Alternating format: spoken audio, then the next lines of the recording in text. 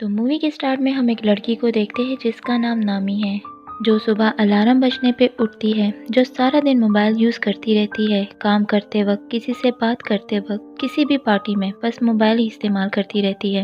एक दिन वो पार्टी के बाद बस लेकर घर जा रही थी, तब उसकी आँख लग जाती है, उसे पता नहीं लगता और उसका मोबाइल बस में गिर जाता है। फिर जब उसकी आँख खुलती है तो उसको पता नहीं लगता और ऐसे ही अपने घर आ जाती है और उसका मोबाइल एक लड़के के हाथ लग जाता है। नामी अपने घर गहरी नींद सो रही होती है, तब उसकी दोस्त आकर उसे जगाती है। तब नामी को ख्याल आता है कि उसका मोबाइल गायब है, तो वो उसे ढूंढने लगती है जो उसे नहीं मिलता। तो वो अपने नंबर पर कॉल करती है जो कि एक लेडी उठाती है। दरअसल वो फ़ोन जिसके पास था वो अपनी मॉम की रिकॉर्डिंग के ज़रिए उससे बात कर रहा था। मतलब ये कि वो नामी को अपनी मॉम की रिकॉर्डेड की हुई आवाज़ सुना रहा था और वो उसे बताती है कि तुम्हारा मोबाइल मेरे पास है। और फिर नामी उसको एक होटल में बुलाती है और वो मान भी जाती है। फिर वो लड़का उसका मोबाइल चेक करने लगता है, लेकिन उसका पासवर्ड ना होने की वजह से नहीं खोल पाता, जिसकी वजह से उसे गुस्सा आता है और वो मोबाइल की स्क्रीन तोड़ देता है। अब हम देखते हैं कि जंगल में पुलिस को एक लड़की की लाश मिलती है जिसकी हालत बहुत ख़राब है, क्योंकि उसे बहुत बेरहमी से मारा गया था। इस केस को एक ऑफिसर देख रहा था जो अपने असिस्टेंट को कहता है कि इस मर्डर का शक उसे अपने बेटे जून पर है, जो पिछले 7 सालों से गायब है। और जून वही लड़का है जिसको नामी का मोबाइल मिला था। और इस सिलसिले में ऑफिसर ने बहुत इन्वेस्टिगेशन की हुई थी, तो उसका असिस्टेंट कहता है कि आपको बस शक है, लेकिन उसको पकड़ने के लिए हमें सबूत इकट्ठा करने होंगे। इधर नामी अपने डैड के होटल में आकर उनसे मिलती है, तब उसे पता लगता है कि उसके डैड का इंस्टा अकाउंट है, तो वो काफ़ी खुश होती है। अब नामी के पास उस औरत की कॉल आती है जिसके पास उसका मोबाइल था, तो वो बताती है कि गलती से तुम्हारे मोबाइल की स्क्रीन टूट गई है। मैंने उसे ठीक कराने के लिए दिया है एक दुकान पे और पैसे भी नहीं दी, तो तुम उस शॉप पे जाकर अपना मोबाइल ले लो। फिर जब नामी अपना मोबाइल लेने उस शॉप पे जाती है तो जहाँ उसे जून भी मिलता है जिसने मास्क लगाया था। वो नामी के मोबाइल की डिटेल में उसका पासवर्ड भी जान लेता है और रिपेयर के दौरान उसके मोबाइल में हैकिंग डिवाइस भी डाल देता है। उसके मोबाइल का डुप्लीकेट बनाकर उसे दे देता है और वो उसे लेकर घर चली जाती है। अब जो नामी अपने मोबाइल पे कर रही थी जून सब देख रहा था, क्योंकि उसने नामी के मोबाइल को हैक कर दिया था और ये भी उसका मोबाइल यूज़ कर सकता था। वो उसकी चैट जिससे चैट करती थी, कॉल्स और यहाँ तक कि उसके कैमरे से भी नामी पर नज़र रख रहा था। फिर जब रात में नामी अपने डैड के होटल में काम करवा रही थी तो जून वहाँ आ जाता है और उसे बताता है कि मैं यहाँ आता रहता हूँ, और इसलिए वो उसे पहचान नहीं पाती क्योंकि शो में उसने मास्क लगाया हुआ था।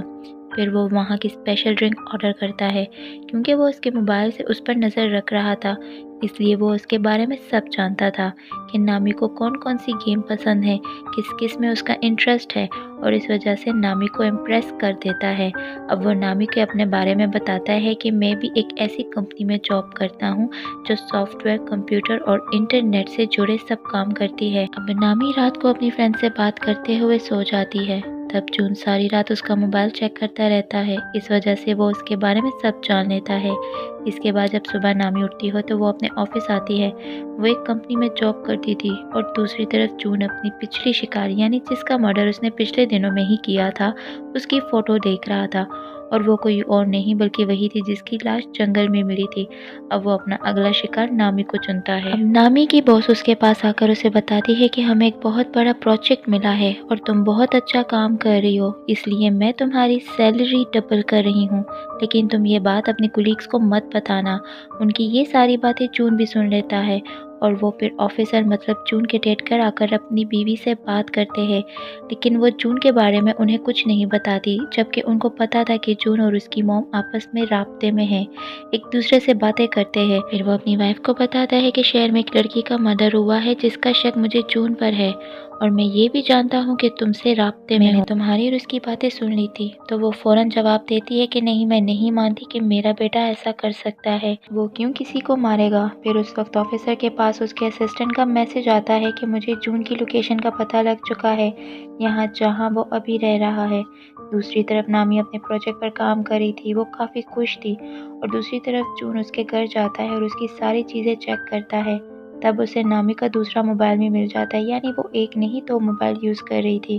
फिर वो ऑफिसर के असिस्टेंट उनको बताते हैं कि मैंने जून की जिस लोकेशन का पता लगाया वहाँ जून सीक्रेटली रह रहा है, यानी सबसे छुप कर। फिर जून के डैड वहाँ जाने के लिए अकेले ही निकल जाते हैं। जब वो वहाँ पहुँचते हैं तो वो घर के अंदर चले जाते हैं और तलाशी लेने लगते हैं और वहाँ की तस्वीरें भी लेने लगते हैं और वो मरने वाली लड़की की मोम के बारे में भी पता लग जाता है। इतनी देर में जून भी वहाँ आ गया था और वो जान चुका था कि अंदर कोई घुस गया है, इसलिए जब वो चुपके से अंदर झांकता है तो उसे अपने डैड नज़र आते हैं। अब यहाँ उसके डैड को लाश की नेल्स पे लगी हुई नेल पॉलिश भी मिल जाती है, जिससे उनको पता लग गया था कि ये मर्डर उनके बेटे ने ही किया है। अब वो चालाकी से अपने डैड को बाहर बुलाता है और जब वो दोबारा अंदर जाते हैं तो जून सारे सबूतों को डिस्ट्रॉय कर चुका था। अब जून दोबारा नामी के डैड के होटल में आता है और उन्हें भी यही बताता है कि मैं यहाँ अक्सर आता रहता हूँ और फिर स्पेशल ड्रिंक का ऑर्डर देता है। नामी के डैड को पता लग जाता है कि ये झूठ बोल रहा है और ये हमारा रेगुलर कस्टमर नहीं है और ये रोज़ नहीं आता। फिर वो नामी से बात करने लगता है। फिर रात को जब नामी अपने डैड के साथ घर जा रही थी तो उसके डैड उसे बताते हैं कि जून झूठा इंसान है, वो हमसे कुछ छुपा रहा है क्योंकि वो दूसरी बार सिर्फ आया है होटल में। मुझे उसके इरादे ठीक नहीं लग रहे, इसलिए तुम उससे दूर ही रहो। इस पर नामी उनसे कहती है कि नहीं, मुझे तो ऐसा नहीं लगता, लेकिन ठीक है, मैं उससे दूर रहूँगी। अब ये सब बातें जून भी सुन लेता है। अब रात में नामी अपने दोस्त के साथ थी तो वो उसे भी जून के बारे में बताने लगती है कि अगर वो अपना हुलिया थोड़ा ठीक कर ले और हेयर कट करा ले और चश्मा उतार दे तो वो काफ़ी प्यारा लगेगा। तब उसकी दोस्त बोलती है कि मैं भी उससे मिलना चाहती हूँ तो वो उसे कहती है कि ठीक है, मैं तुम्हें मिला दूँगी। अब ऑफिसर उस मरने वाली लड़की के मोम से आकर मिलते हैं जहाँ वो उन्हें बताती है कि मेरी बेटी का मोबाइल गिर गया था और उसकी स्क्रीन टूट गई थी। फिर उसका मोबाइल एक शॉप से रिपेयर मिला था, जिसके बाद उसके साथ अजीब चीज़ें होना शुरू हो गई थी और फिर इसका मर्डर हो गया। ऑफिसर उनसे वादा करता है कि आप परेशान मत हो, हम उसके कातिल को जल्द ही ढूंढ लेंगे। फिर हम देखते हैं कि नामी के डैड किसी काम से बाहर आते हैं तो जून उन पर हमला कर देता है। उस रात पुलिस को जंगल में 8 लाशें मिलती है। अगली सुबह जब नामी उठती है तो वो देखती है कि उसकी दोस्त को उसको काफ़ी कॉल्स आई थी और साथ ही बहुत सारे मैसेज, जिसमें उसने अपने दोस्तों की बहुत ज़्यादा इंसल्ट की हुई थी और इसके अलावा उसने अपने बॉस के बारे में भी बहुत उल्टी बातें बोली थी और पोस्ट भी डाली थी कि बॉस ने मेरी सैलरी डबल कर दी है। फिर वो अपने ऑफिस आती है जहाँ उसकी टीम उससे सख्त नाराज़ थी। वो सबको बताती कि उसने कुछ नहीं किया, उसने एक मैसेज तक नहीं किया, लेकिन कोई भी उसका यकीन नहीं करता और उसे वहाँ से जाने को बोलते हैं। फिर वो अपने बॉस से बात करने जाती है, लेकिन उसे जॉब से निकाल दिया था। वो अपनी बॉस को काफ़ी समझाती है कि मैंने कुछ नहीं किया, ना कोई पोस्ट की, ना कोई मैसेज, किसी ने मेरा मोबाइल हैक कर लिया है और ये सब मेरे खिलाफ साजिश है। कोई मेरे मोबाइल को मेरे खिलाफ यूज़ कर रहा है और उसी ने ये सब किया होगा। तो उसकी बॉस उसे ये साबित करने का बोलकर उसे वहाँ से धक्के मारकर निकाल देती है। उसे बहुत दुख होता है। फिर वो वहाँ से सीधा अपने दोस्त के पास आती है और उसे सब बताती है और रोने लगती है। तब उसकी दोस्त उसे सहारा देती है और समझाती है। ये सब जून भी देख लिया था कि नामी अपने दोस्त के बहुत क्लोज है, तो पहले उसे हटाना होगा। तब पुलिस स्टेशन जाती है, इसके बारे में सारी रिपोर्ट करती है तो पुलिस बताती है कि इसमें हम आपकी कोई मदद नहीं कर सकते क्योंकि ये आपके साथ ऑनलाइन हुआ है और इसमें हम आपकी कोई मदद नहीं कर सकते और जिसने आपके साथ ऐसा किया हम उसे नहीं पकड़ सकते। ये सुनकर नामी के दोस्त को बहुत गुस्सा आता है। फिर दोनों वहाँ से चली जाती है। जून अब नामी के डैड के घर रह रहा था। उसने उन्हें वहाँ बांध कर रखा था और उनके मोबाइल से नामी को मैसेज करता रहता था ताकि उसे शक ना हो कि उसके डैड को किसी ने किडनैप किया हुआ है। वो दोनों होटल में आकर बातें करती है कि कौन ऐसा कर सकता है। फिर वो कहती है कि इस मामले को उलझाने में हमें किसी ऐसे शख्स की मदद चाहिए जो कि कंप्यूटर इंटरनेट के बारे में काफ़ी जानता हो। फिर वहाँ जून भी आ जाता है और नामी उसके लिए जूस लेने जाती है। फिर वो नामी के दोस्त के साथ मिलकर उसके फ़ोन को चेक करने लगता है। फिर नामी जब वहाँ आती है तो जून उसे बताता है कि तुम्हारा फ़ोन किसी ने हैक कर लिया और ऐसा डिवाइस डाला है जिसकी वजह से वो तुम्हारा मोबाइल कंट्रोल भी कर रहा है और तुम जो कुछ करती हो उसको सब पता लगता है। वो अपने तरीके से भी तुम्हारा मोबाइल कंट्रोल करता है। फिर वो नामी को बाहर लेकर आता है और उसे बताता है ये काम तुम्हारे किसी क्लोज ने किया है और वो इतना क्लोज है कि उसे तुम्हारे पास का भी पता है। अब नामी की दोस्त इन दोनों की फ़ोटो ले रही होती है। तब नामी को ये बहुत अजीब लगता है। फिर वो जब वापस अपने दोस्त के पास आती है तो उसकी दोस्त उसे एक न्यूज़ दिखाती है जिसमें पुलिस को एक साथ 8 लाशें मिली है तब वो नोट करती है कि नामी उसे इग्नोर कर रही है। फिर वो उससे वजह पूछती है कि तुम मेरी किसी बात का जवाब क्यों नहीं दे रही। तब नामी भड़कती है और उससे कहती है कि मुझे तुम पे शक है और मेरे साथ ये सब तुम कर सकती हो क्योंकि सिर्फ तुम ही मेरा पासवर्ड जानती हो। ये सुनकर नामी के दोस्त को बहुत बुरा लगता है और वो कहती है कि ठीक है, तुम उस कल के आए हुए जून की बातों पे यकीन करती हो तो ठीक है, मैं खुद तुमसे दूर चली जाती हूँ। और वो फिर दोस्ती ख़त्म करके वहाँ से चली जाती है और ये सब जून भी देख रहा है। जब पुलिस उन लाशों को उठा रही थी तो उनकी चीज़ें भी देखते हैं, जिसको देखकर ऑफिसर काफ़ी परेशान होता है कि ये काम आपका बेटा ही कर रहा है और हम जानते हैं तो हमें उसे पकड़ना चाहिए क्योंकि अब हालत काफ़ी बिगड़ रहे हैं। तो ऑफिसर उसे बोलता है कि तुम उस शॉप को ढूंढो जहाँ जून काम करता है और फिर ये दोनों वहाँ से निकल जाते हैं। नामी अपनी और उसकी दोस्त की वीडियो देख रही थी और बहुत ज़्यादा अपसेट थी और वो अपना मोबाइल फेंक देती है जिससे उसकी स्क्रीन पे टूट जाती है। फिर वो ऑफिसर अपने असिस्टेंट के साथ उस शॉप को ढूंढ लेता है, लेकिन जून वहाँ से सब कुछ पहले ही डिस्ट्रॉय कर चुका था। लेकिन कुछ पेपर्स में उनको कस्टमर्स का पता लगता है और वो सब वही थे जिनकी लाशें उनको जंगल में मिली थी। फिर ऑफिसर कहता है कि उसे नेक्स्ट शिकार की डिटेल का भी पता है और वो मुझे जून के घर से ही मिली थी और अभी उसको बचाना चाहिए। तो उसका असिस्टेंट कहता है कि हमें इस सब के बारे में मीडिया में न्यूज़ चलानी चाहिए ताकि जून जल्द अज जल्द पकड़ा जाए। और तभी वहाँ नामी आती है जो उनकी सारी बातें सुन लेती है।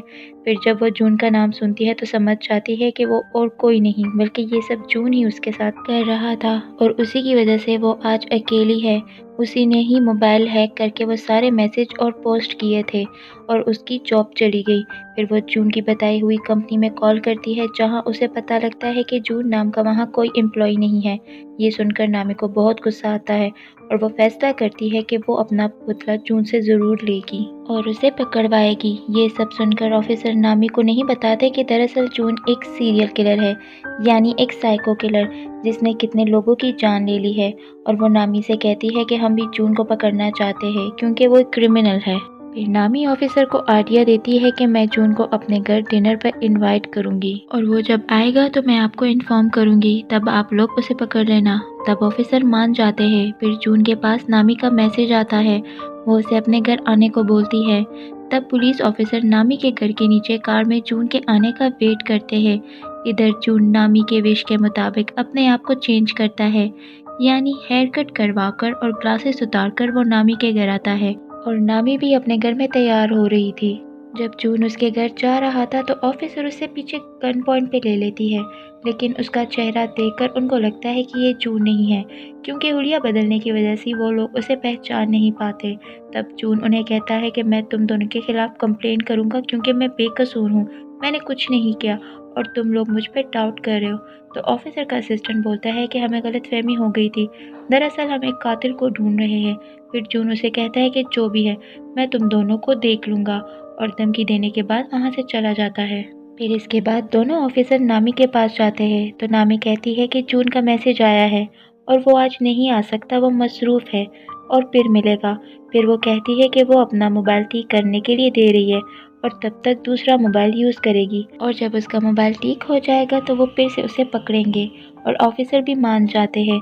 अब ऑफिसर के पास पुलिस स्टेशन से कॉल आती है और एक ऑफिसर उन्हें बताता है कि सबको ये बात पता लग गई है कि ये सारे मर्डर्स किसी और ने नहीं बल्कि आपके बेटे जून ने किए हैं और अब आप इस केस से दूर रहोगे ताकि आपको कोई खतरा ना हो। ये सुनकर ऑफिसर परेशान हो जाते हैं। अब नामी अपना दूसरा मोबाइल निकालकर उसमें सिम डालती है और ऑन करके बाहर आती है।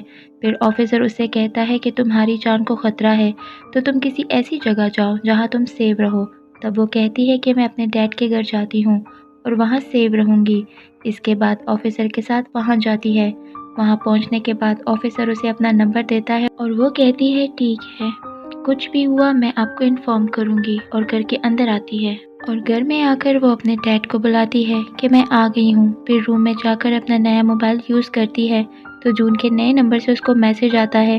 फिर जब वो उसको कॉल करती है तो रिंगिंग की आवाज़ उसे घर से ही आती है।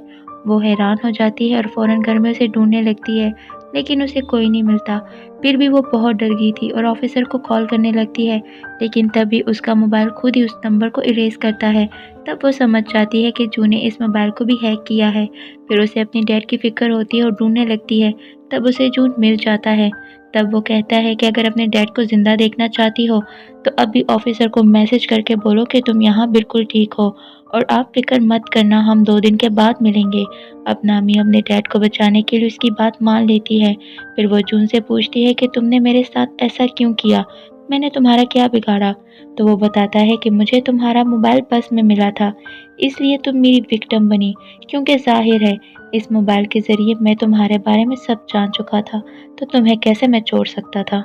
फिर वो नामी को वॉशरूम में उसके डैड के पास लेके आता है, जहाँ उन्हें बांध के रखा गया था और वो उन्हें जान से मारने की धमकी देता है। तो नामी कहती है कि तुम मेरे डैड को मत मारो प्लीज़, मैं सब कुछ करूँगी। तब जून उसे खुद को टैप करने को बोलता है और जब नामी ऐसा करती है तो जून उसके डैड को डुबोने के लिए पानी खोल देता है और ये देखकर नामी को बहुत बुरा लगता है और साथ ही वो जून को भी बहुत सुनाती है। तो जून उसके हाथ मुंह पे टेप लगाकर टब में फेंक देता है, जो अब पानी से भर चुका था। वो उसकी पिक्स बनाकर उस पे हंस रहा था और वहाँ से बाहर निकलता है। तब उसे बाहर उस ऑफिसर का कार्ड मिलता है जिस पे लिखा हुआ था कि सिर्फ कॉल करना, मैसेज नहीं। लेकिन उसने तो नामी से मैसेज करवाया था, तो इसका मतलब उन्हें पता लग गया होगा कि ये जून ने ही किया होगा और वो जून को पकड़ने के लिए वहाँ पहुँच गए हैं और जून को पता लग जाता है कि वो ऑफिसर घर में घुस आए। तब वो उस ऑफिसर के असिस्टेंट को मारने ही वाला था, तो पीछे से ऑफिसर उसे गन पॉइंट पे ले लेता है। लेकिन जब वो देखते हैं कि ये उनका बेटा नहीं है तो उससे जून का पूछते हैं। इधर नामी मरने ही वाली थी, तब ऑफिसर का असिस्टेंट उसे पानी से निकाल लेता है और वो बच जाती है। ऑफिसर उसको मार मार कर उसका बुरा हाल कर देते और अपने बेटे के बारे में पूछता है। तब वो कहता है कि डैड, मैं ही आपका बेटा हूँ और ऑफिसर भी मान लेता है। तब वो हंसने लगता है कि तुम कितने बेवकूफ़ हो, अपने बेटे की पहचान भी नहीं है। तब ऑफिसर भड़क जाता है और उसे मारने लगता है। इधर ऑफिसर का असिस्टेंट नामी के डैड को होश में लाने की कोशिश कर रहा था, लेकिन वो होश में ही नहीं आ रहे। फिर ऑफिसर जून के सारे सामान की तलाशी लेता है। तब उन्हें 0 नंबर के विक्टिम की डिटेल भी मिलती है, यानी कि उसका पहला शिकार, और वो कोई और नहीं बल्कि उसका बेटा जून था। उसके पास उस ऑफिसर और उसकी वाइफ की सारी डिटेल भी थी, यानी जून जो 7 साल पहले गायब हुआ था वो गायब नहीं बल्कि तभी उसे मार दिया गया था और तभी से जून की पहचान लेकर वो लोगों को मार रहा है। ये जानकर ऑफिसर को बहुत गुस्सा आता है और वो गन लेकर उसको मारने वाला था। तब वो ऑफिसर को बोलता है कि मैं आज भी जून बनकर तुम्हारी वाइफ से बात करता हूँ और तुम्हें आज तक पता नहीं लगा कि तुम अपना बेटा समझ रहे थे वही तुम्हारे बेटे का कातिल है। और उसकी ये बातें सारी नामी सुन रही थी। वो बाहर आती है, ऑफिसर से गन लेती है और उसको मार देती है। फिर वो देखती है कि उसके डैड को होश आ गई है और वो जिंदा है।